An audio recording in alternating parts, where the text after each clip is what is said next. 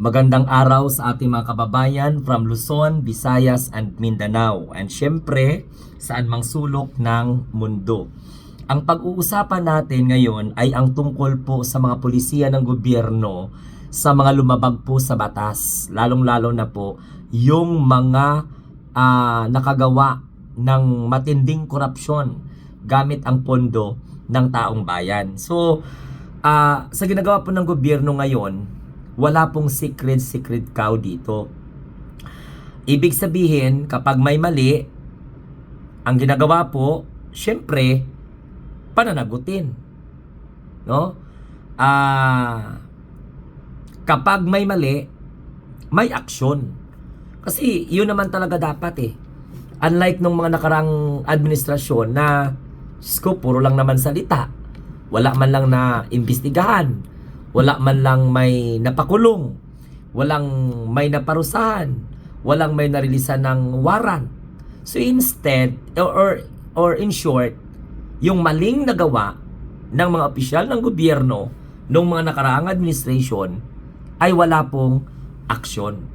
So unlike po sa Marcos administration na wala pong mga sacred cows, no, kapag may mali, may aksyon na gagawin.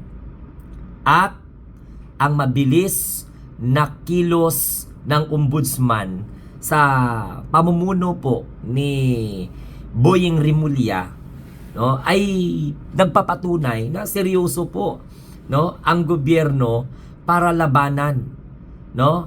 Seryoso ang gobyerno para lumaban kontra katiwalian, kontra korupsyon, particularly doon po sa issue ng flood control, ghost projects, and substandard infrastructure projects. So kung may ebidensya, naturalmente, anong gagawin? Eh di syempre may kaso. O, pag may kaso, ang mangyayari po dyan, eh di, simple lang. Dire-diretso po yan. Walang paikot-ikot. Yan po kasi ang gusto ng ating mahal na Pangulo. Pero, dadaanin po yan sa due process. Gets po ninyo? Hindi po yung putyo-putyo na investigation, pagkatapos, wala lang. Humarap lang sa media katulad ng ginawa ni Rodrigo Duterte. Wala man lang siyang napakulong, wala man lang siyang nakasuhan.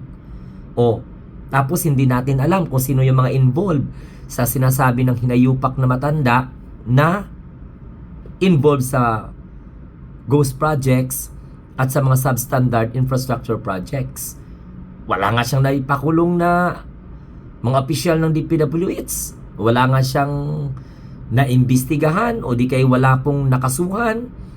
O kahit nga yung ombudsman, walang nagawa. Panahon po ng Duterte administration. Kasi yung mali ay wala po silang ginawang aksyon. O wala po silang tinatawag na gathering of substantial evidence against those, no, who committed corruption. O unlike sa Marcos administration, after 4 months, salita si PBBM sa State of the Nation address. Then, nagkaroon po ng gathering of evidences, nag-build up ng kaso, nag-file ng kaso, at ngayon, parang this coming December 15 or 16, lalabas na po ang mga warrant sa mga senador, mga congressman, at ilan pang opisyal ng DPWH at mga kontraktor. Okay? So, dire-diretso po yan. Mabilis po ang pagkilos ng ating gobyerno, no? So, ibig sabihin, kapag may kilos at nakaangkla sa due process, abay, dire-diretso po yan. Yan po ang pinakasimple na paliwanag natin sa ating mga kababayan na maiintindihan po ito ng mga destabilizers, lalong-lalo na po yung mga maka-Duterte dyan. So ganito po ngayon mga kamunting tinig sa bagong Pilipinas. Ito po yung sistema. Kapag may ghost projects, syempre na mga lumalabas sa pamamagitan po ng kaliwat kanang investigation conducted by DPWH, o syempre andyan po yung ICI, nagkakaroon pa po ng mga hearing, yung iba't ibang mga committee under House of Representatives and the Senate, particularly yung Blue Ribbon. So, hindi po pinapalagpas po yun. Iniimbestigahan po yung mga gross projects na yan. Yung mga substandard projects na yan, iniimbestigahan po yan. No? Kasi alam mo kung bakit. Pera ng taong bayan yan eh. Okay? Pera po ng taong bayan ang nakataya. Kaya, dapat bantay sarado at syempre, mayroong yung tinatawag na pagpapahalaga sa trust and at the same time, accountability. Liability and accountability. So, ibig sabihin, may pananagutan kung sino man po ang lumabag. Whether kaalyado man yan o hindi kaalyado. Kasi, alam nyo, mga kamunting tinig, institutionalize po ang pagkilos eh. No? Institusyon ang kumikilos, hindi po politika. Kasi pag politika, pwede mong i-exempted yung alay mo. Dito ngayon sa ginagawa po ng Marcos administration sa pamumuno po ng ating mahal na Pangulo, walang exempted.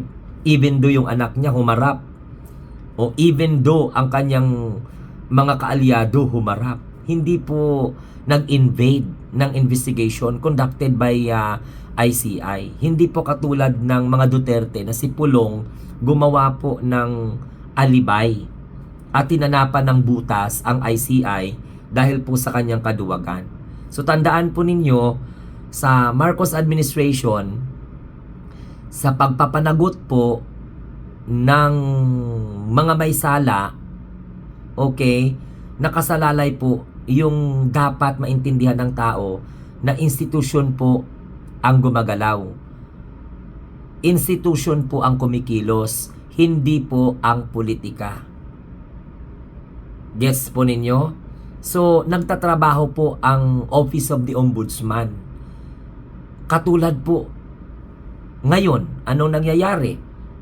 May mga pronouncement na kinakabahala po ng mga kaalyado ng mga Duterte.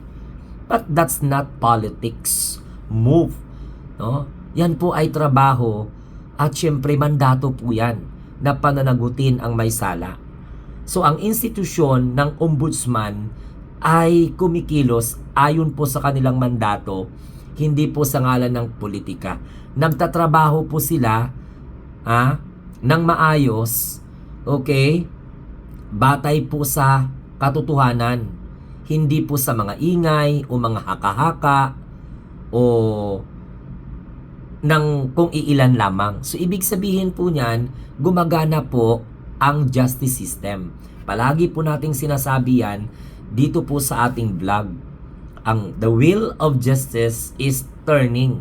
Gumagana. Hindi katulad panahon ng Duterte administration, ang mga kaalyado pinagtatakpan.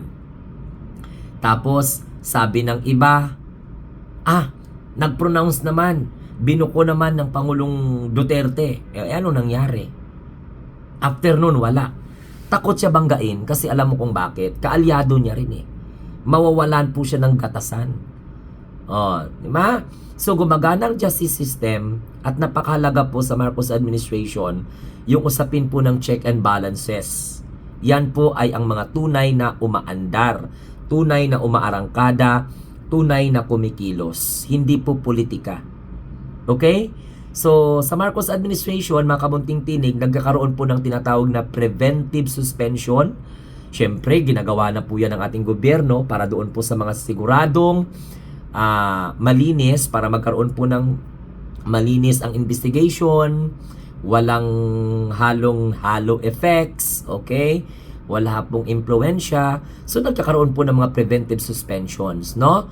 Ang 6 na buwan na suspension, without pay po yan, ay para po hindi maimpluensyahan ang mga witnesses, hindi maimpluwensyahan ang mga dokumento, yung mga standard and procedure, okay, para po sa mga graft at kasong malversation. Yan po ang kakaharapin kasi ng mga tiwali na opisyal ng gobyerno.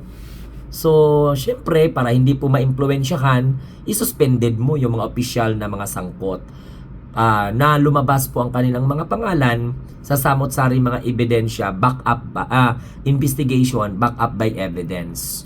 So para hindi po maimpluwensyahan, Para hindi po magkaroon ng pagbabraso at maging malinis po ang takbo ng investigation, abay may mga suspension po. Ang iba nga pinapa-resign. Okay? Voluntarily. Mayroon po silang mga exit na mga ginagawa para hindi maimpluwensyahan yung mga investigation. Kasi napakahalaga po yan para po sa mga involved na mga personalidad. O kahit suspect pa lang sila, pinagbibintangan pa lang sila, lalong-lalo na po sa mga opisyal ng gobyerno, Department of Public Works and Highways, sinususpended po sila ng 6 na buwan without pay po yun. Okay? So, klarong-klaro po yan para po sa mga may kasong mga graft and malversation of funds. Okay? Kasi alam mo kung bakit, mga kamunting tinig, ito po ang Marcos administration, ito po yung gobyerno na hindi po natatakot maglinis. Okay? Hindi po natatakot maglinis. Okay? Ang mensahe ay maliwanag, malinaw. Okay? Ang punto po sa mga na ito ay syempre panagutin ang dapat managot. Dahil pondo po ng taong bayan dito ang nakalagay sa mga proyekto. Okay? So, hindi para sa mga ghost projects. Ang pondo ng bayan ay ilalaan para sa mga totoong mga proyekto. Hindi po para sa mga proyekto na nireport na completed, yun pala, wala. So, ang pondo ng taong bayan ay para po sa mga totoo na mga proyekto, hindi para po sa mga ghost projects, hindi para sa mga substandard, hindi para sa mga abusado, no? At hindi para sa mga sinumang mga magtatangkang manlamang sa publiko. So mga kamunting tinig, mas malaki po ang nakukulimbat ng mga diskaya. Klaro po yan na pinoprotektahan din po ni Marcoleta. Alam naman natin yan eh. So since malaki po ang kanilang mga nakulimbat, naku, Diyos ko, ikumpara mo sa Napoles scam. Napakalaki ito. Di hamak na mas malaking balyena ang maipapakulong under Marcos administration kaysa po sa ibang mga nagdaang administration. Mga pipitsugin lang yun. Okay? Gusto ko i-emphasize sa inyo na pag maipakulong itong mga diskaya, malaki po itong legacy sa Marcos administration. Ito yung totoong legacy dahil mas malaki pong balyena ito, mas malaki pa po ito sa Napoles scam. At tandaan po, marami pang mga susunod. Kung si Napoles, inabot lang ng ilang taon, okay, bago mahatulan, aba si Diskaya makukulong na matapos ang 4 na buwan. Simula po nagkaroon ng state, tinatawag State of the Nation Address. After 4 months, makukulong na. Samantalang si Napoles, inabot po ng ilang taon bago po siya makulong. So since itong anomalya na ito, mas malaki pa po ito sa Napoles scam. So ibig sabihin, since 4 na buwan after na ibinunyag ng Pangulo ang katiwalian, ibig sabihin po na okay? Ibig sabihin, whales are coming in. Correct? So, hili-hili lang mga malaking isda po ang susunod na hihimas ng rehas na bakal. At aabangan po ninyo yan. Okay? So, maraming salamat po sa ating mahal na Pangulong Bongbong Marcos at syempre sa kanyang katuwang, no? Sa ahensya ng gobyerno, lalong-lalo na ombudsman para panagutin po ang mga may sala sa pagkamal ng pera ng taong bayan. So, ito pong inyong lingkod, ang munting tinig ng ordinaryong Filipino. Nagsasabi, mabuhay po tayo mga bagong Pilipino sa bagong Pilipinas. Don't forget to subscribe. Adios.